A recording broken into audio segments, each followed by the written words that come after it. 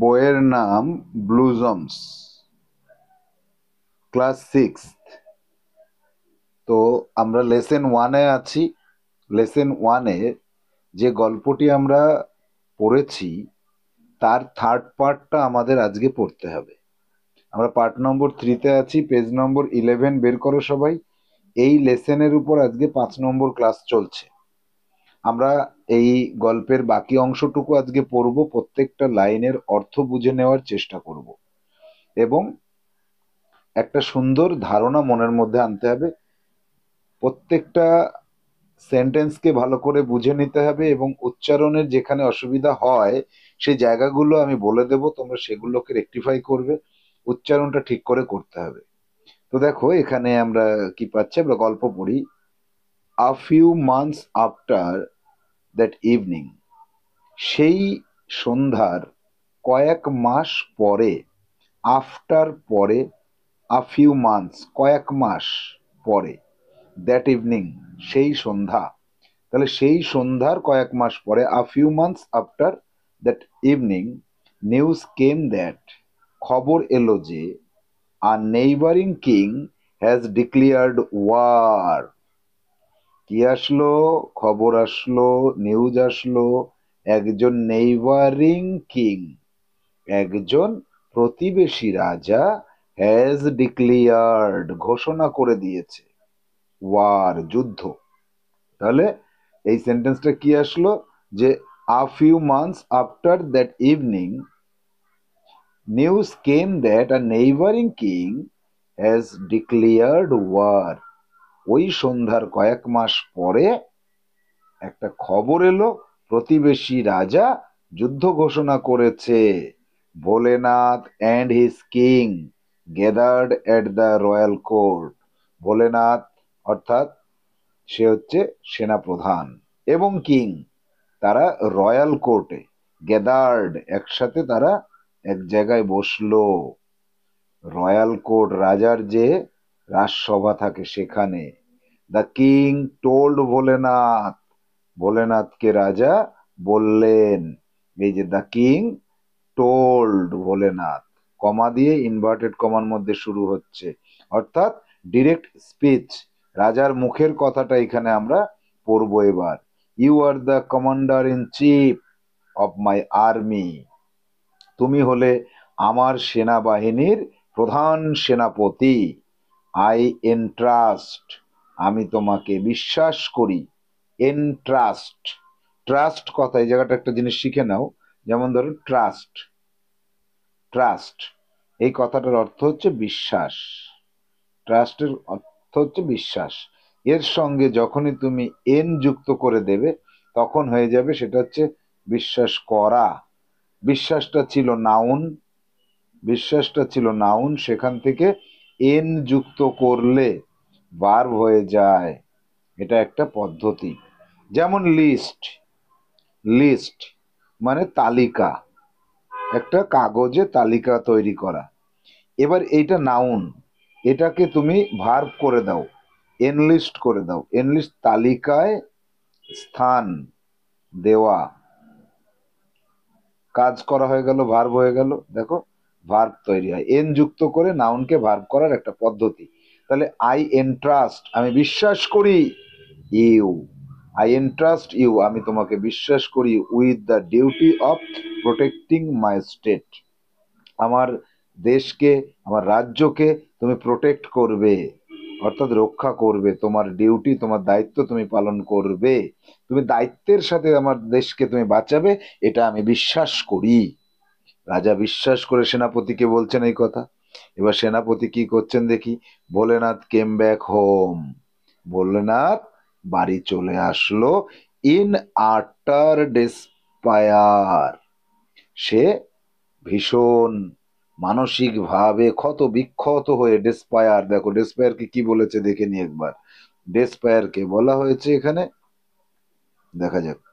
ডেসপায়ারকে বলেছে feeling of having lost, of lost all hope, অর্থাৎ সব আশা ত্যাগ করা, অর্থাৎ মানসিকভাবে ক্ষত বিক্ষত হয়ে যাওয়া, নিরাশ হয়ে যাওয়া। তাহলে Bholenath came back home in আটার ডিসপায়ার, ভীষণ ভাবে হতাশ হয়ে ভোলেনাথ বাড়ি ফিরে আসলো। এবার ভোলেনাথের নিজের মুখের কথা ইনভার্টেড কভার মধ্যে আছে, দেখো, I don't even no, even এমন কি, ইভেন কথার অর্থ হচ্ছে এমন কি, যে আমি তো এমন, এমন কি আমি জানি না, আমি তো জানি না, কি জানে না, I don't even how to know, how, I I don't even know, আমি জানি না, how, how to ride a horse, he told his wife helplessly, সে তার ওয়াইফকে অসহায়ভাবে বলল যে how will I defend our borders against 8,000 enemy soldiers. সে তার স্ত্রীকে বলল, প্রথমে নিজে নিজে বলছে, দেখো, আই ডোন্ট ইভেন নো, আমি এমন কি এটাও জানি না, how to ride a horse, এটা ঘোড়া কিভাবে চালাতে হয়।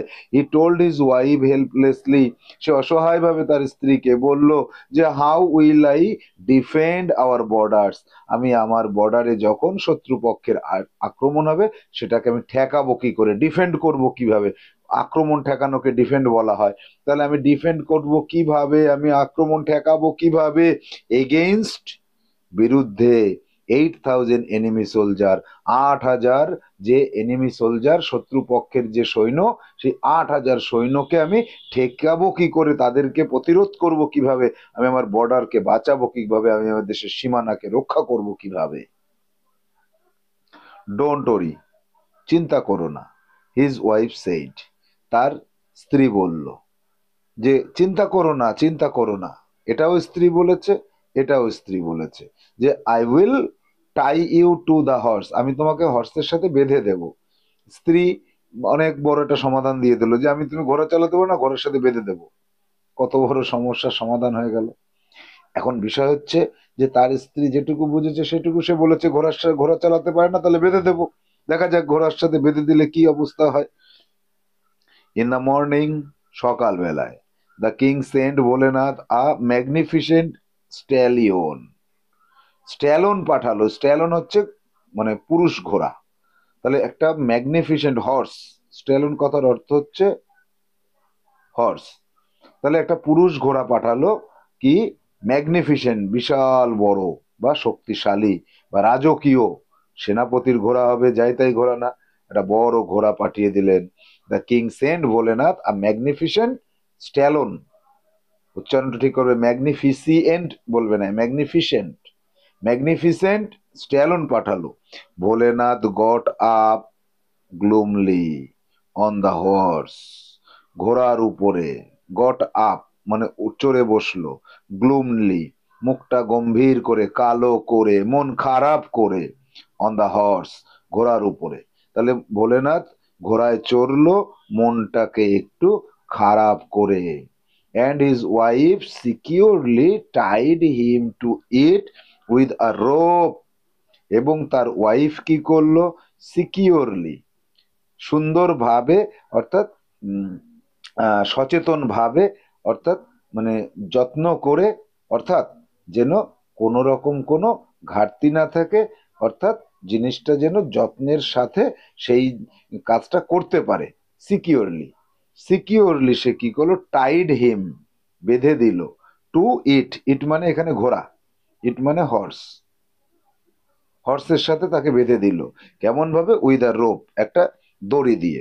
The horse did not like the feel of tight ropes, ঘোড়াটা কি করলো, ওই যে টাইট করে বেঁধেছে, এই টাইট ফিট অবস্থাটা ঘোড়াটা ডিড নট লাইক, পছন্দ করলো না, এর এটা পছন্দ হলো না, তাই সে কি করলো, it reared suddenly and galloped off wildly, reared কথাটাকে এখানে কি বলেছে, ব্রট আপ, ব্রিং আপ, অর্থাৎ এ লাফিয়ে উঠলো, সে কি করলো, লাফিয়ে উঠলো এবং চলতে শুরু করলো, গ্যালোপ মানে দৌড়ানো, দৌড়াতে শুরু করে দিল, ওয়াইল্ডলি ভীষণ ভাবে, মানে বন্য জীবজন্তু যেরকম তীরের বেগে ছুটে চলে সেরকম বন্য ভাবে সে ছুটে চললো। Bholenath hung despair desperately to its mane, mane কথার অর্থ হচ্ছে ঘোড়ার পিঠে, এই ঘোড়ার পিঠে এরকম লোম থাকে, তাকে মেন বলা হয়, সিংহর থাকে বেশিরভাগ সময়। তাহলে ভোলেনাথ হাং ডেসপারেটলি, মানে যে কোনো ভাবেই হোক, কোনো রকম ভাবেই হোক তাকে ঝুলে থাকতেই হবে। ঝুলে থাকলো, মানে মরিয়া হয়ে ঝুলে থাকলো, টু ইটস মেন, এর পিঠের ঘাড়ের ওখানে যে বড় বড় লোম আছে সেগুলোকে ধরে।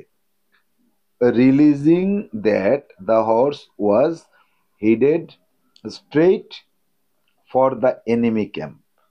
রিয়ালাইজিং, এখানে এটা হচ্ছে realising, realising that the horse was headed straight for the enemy camp, যখন রিয়ালাইজ করলো, বুঝতে পারলো, বুঝতে পেরে ঘোড়াটা যে এনিমি ক্যাম্পের দিকে হেডেড, মানে রওনা হওয়া, সেই দিকে, কোনো দিকে যখন কেউ এরকম প্রবেশ করে তাকে হেডেড বলা হয়। তাহলে ঘোড়াটা যে শত্রু পক্ষের দিকে রওনা হয়েছে বা তাদের ক্যাম্পের মধ্যে প্রবেশ করে ফেলেছে, এইটা বুঝতে পেরে, রিয়ালাইজিং, এটা নন ফাইনাইট ভার্ব, এটা হচ্ছে non finite, non finite verb, অর্থাৎ এখানে বাক্যটা শেষ হলো না, বুঝতে পেরে, এই পেরে তারপরে কি করলো, Bholenath shouted in fear, Bholenath ভয়ে চিৎকার করে উঠলো, এটা ফাইনাইট ভার্ব।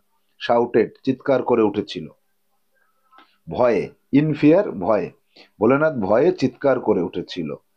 তারপরে কি হলো, the horse could not be stopped, কিন্তু ঘোড়াটা তো আর থামতেই পারছিল না, ঘোড়া তো টাইট করে বাঁধা, সে তো টাইট জিনিসটা পছন্দ করছে না, তাই সে আর কোনোভাবেই সে থামতে পারছিল না।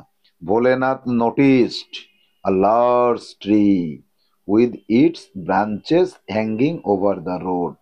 ভোলেনাথ নোটিস, লক্ষ্য করলো বা দেখলো, মন দিয়ে দেখাকে নোটিস বলা হয়। তাহলে ভোলেনাথ ভীষণভাবে লক্ষ্য করলো যে লার্জ ট্রি, একটা বড় গাছ, উইথ ইটস ব্রাঞ্চেস, এর শাখা পোশাকা, হ্যাঙ্গিং ওভার দ্য রোড, রাস্তার উপরে শাখা পোশাকা ঝুলে আছে।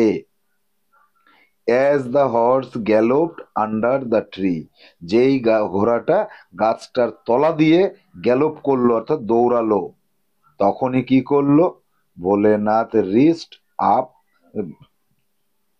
Two grasp the branches, Bholenath wrist up, হাতটাকে উঁচু করে ধরলো, টু গ্রাস্প, ধরার জন্য, দ্য ব্রাঞ্চেস, ওই গাছের ডালগুলো ধরার জন্য হাত উঁচু করে দিল, অ্যান্ড পুল হিমসেলফ ট্রি, এবং গাছের উপরে সে জড়িয়ে ধরে, গাছটাকে ধরে উপরে উঠে যাবে, কিন্তু সে তো দড়ির সাথে বাঁধা, সে তো আর উঠতে পারলো না। তাই কি হলো, but the branches broke away in his hand, কিন্তু গাছের ডালগুলো তার হাতেই ভেঙে আসলো, তার এত জোরে তাকে বাধা রয়েছে, সে ঘোড়ার থেকে উঠে যাবে সেটা সে পারলো না, তাই গাছের ডাল ভেঙে আসলো। The horse had entered the enemy camp, এনিমিদের যে শত্রুদের যে ক্যাম্প আছে, যেখানে সেনা থাকে, সে সেই ক্যাম্পের মধ্যে হর্সটা পুরোপুরি ঢুকে গেল। এবার কি হলো দেখি, এবার হলো, the enemy soldiers were astonished to see a wild looking man tied to a fierce stallion, fierce মানে ভয়ঙ্কর, একটা ভয়ঙ্কর ঘোড়ার পিঠে একটা ওয়াইল্ড লুকিং ম্যান, মানে বন্য ধরনের মানুষ, হয়তো চুল লম্বা লম্বা ছিল, বা তাকে তো সেনাপ্রধানের মতন দেখতে না, একটা সাধারণ মানুষ, বন্য টাইপের দেখতে একটা ম্যান, কি হলো, একটা, দ্য এনিমি সোলজার্স ওয়ার অ্যাস্টোনাইজড, অবাক হয়ে দেখলো তারা, টু সি, তারা অবাক হয়ে গেল দেখে যে একটা বন্য ধরনের মানুষ, সে কি করছে, একটা ভয়ঙ্কর ফায়ার্স স্ট্যালন, ভয়ঙ্কর একটা ঘোড়ার পিঠে আসছে, ওয়েভিং ব্রাঞ্চেস এক্সাইটেডলি, মানে উত্তেজিত ভাবে একটা গাছের ডাল ঘোরাচ্ছে, আর সে আসছে আর বলছে, হেল্প হেল্প, চিৎকার করে বলছে যে আমাকে সাহায্য করো, বাঁচাও বাঁচাও। ভোলেনাথ ওয়াজ শাউটিং, ভোলেনাথ চিৎকার করছিল আর বলছিল, বাঁচাও বাঁচাও বাঁচাও।